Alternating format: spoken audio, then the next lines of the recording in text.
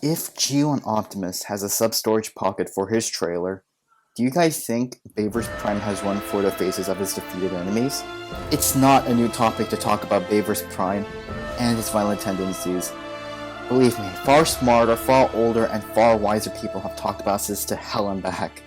I want to approach this from a different angle.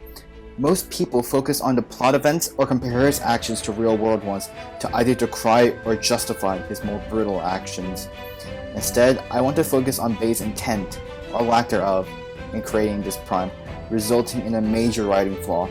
We'll also be comparing different Primes with each other, and ultimately show how Bay squandered the storytelling potential of a morally grey Optimus. With that out of the way, let's talk about G1 Prime. Mr. Goody Two-Shoes, the archetypical hero, and the ultimate ass kicker who's so badass he doesn't need to scream "I kill you" every 5 seconds. He's too cool for that shit. And many of us, including me, will point to him as how one should make future incarnations of Prime.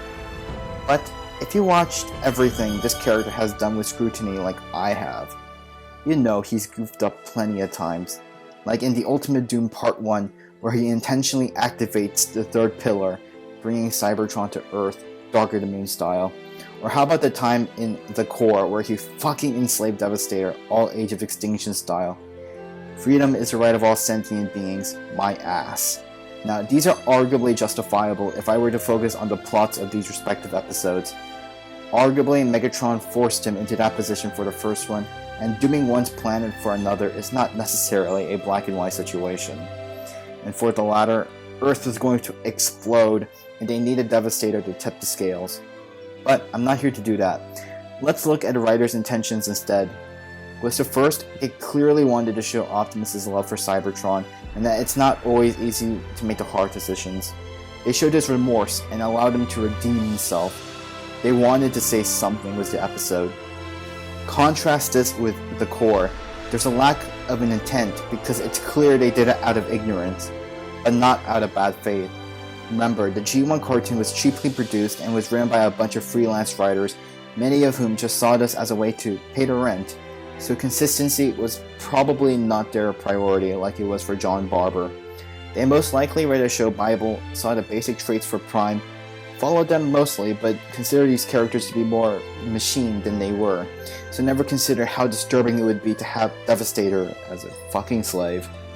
Outside of this one plot point, Prime never acted out of character.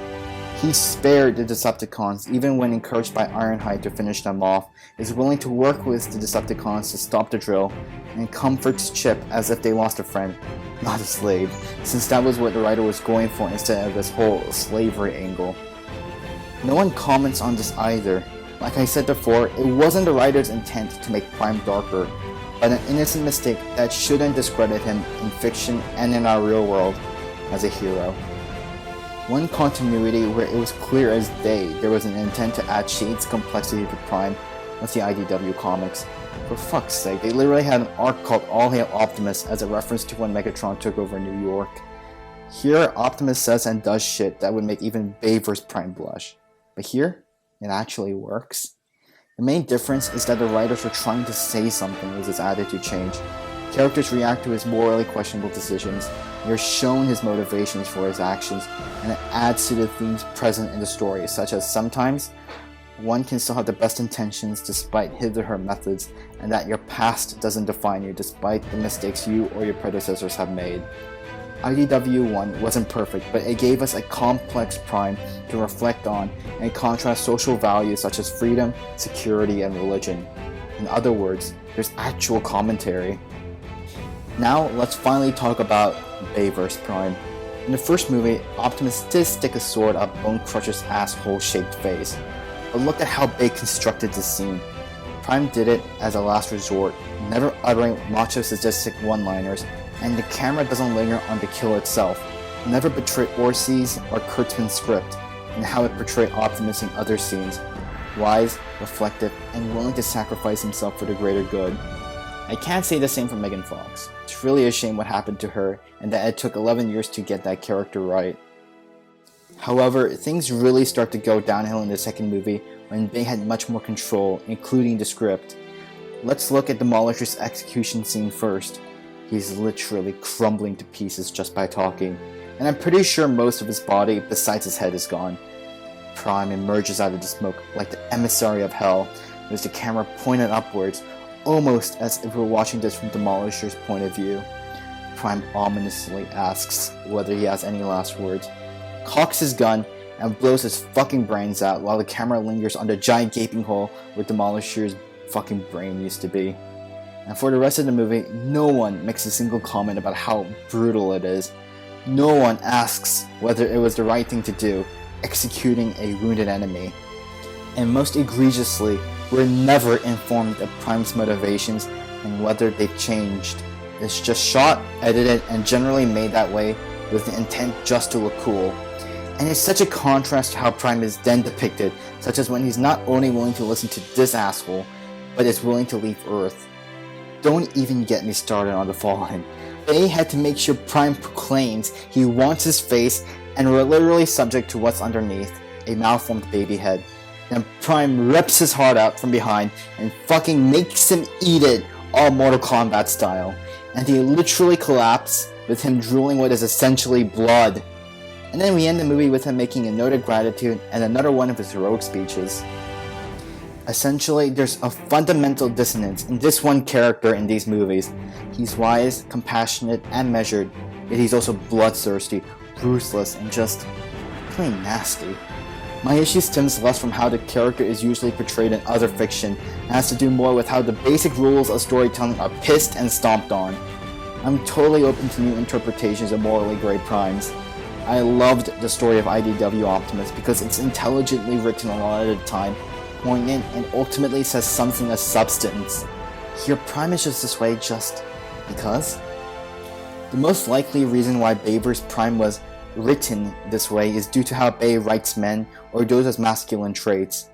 Plenty of people have already talked about this, but in short, Bay thinks that being respectful and emotionally vulnerable are weaknesses, and that's a problem when the face of the franchise exemplifies everything Bay despises in men. So when he receives the script and sees everything that he hates wrapped up in the first thing one thinks of when thinking about the Transformers, he adds these character traits without realizing that dichotomy. There's a lack of an intent in saying something meaningful by altering Optimus this way, and has more to do with fitting a square peg into a round hole.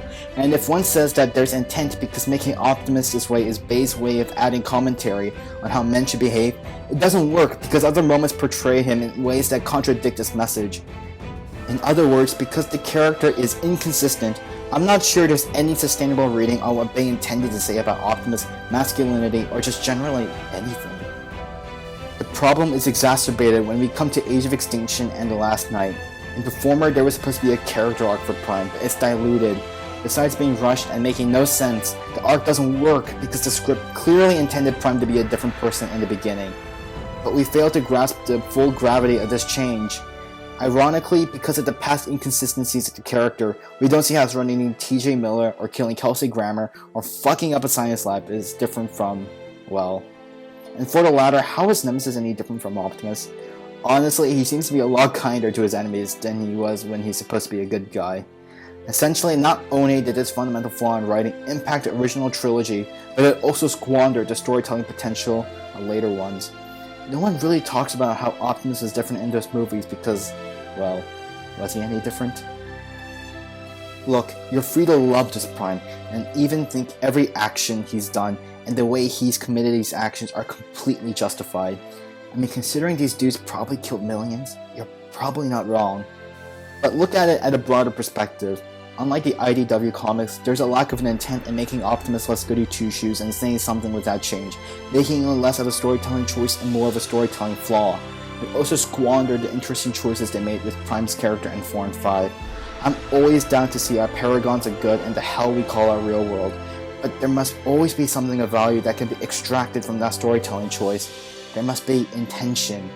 Otherwise, we end up with a problem like this where a major section of the fandom calls a character a psycho or a murderer when the author clearly didn't intend it to be that way. Whether you agree or disagree with my take, thank you so much for the time you've graciously given to me.